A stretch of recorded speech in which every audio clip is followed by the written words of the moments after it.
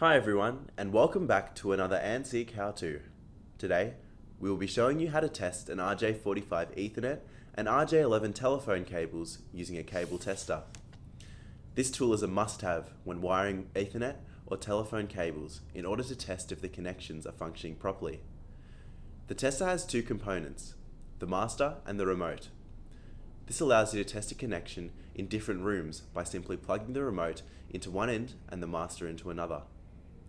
The master has RJ45 and RJ11 or 12 sockets on top, and the remote has an RJ45 on the top and RJ11 or RJ12 on the bottom. To begin testing, plug two RJ45 Ethernet cables into either side of an Ethernet jack. Then connect the other ends into two of the ports in the tester. Turn the tester switch on and we should see it light up. RJ45s have 8P or 8 wires, so all 8 LEDs will need to light up. The tester will filter through each wire. If the illuminated light corresponds to the light adjacent, like this, for each wire, then we know that the jacks are correctly wired.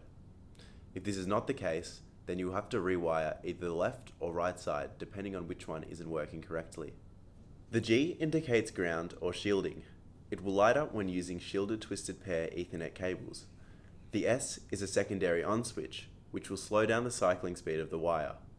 If you want to test an RJ11 or RJ12 telephone cable, plug the cable into the matching sockets on the tester. Telephone cables vary from having 6 to 2 cores in the cables. Only the corresponding lights will light up. For example, a 6-core cable will have only the first 6 lights illuminate. The battery compartment is at the back when you need to change the batteries. For any further questions or assistance, visit our website or refer to the contact details at the end of this video. Thank you for watching, and we'll see you next time.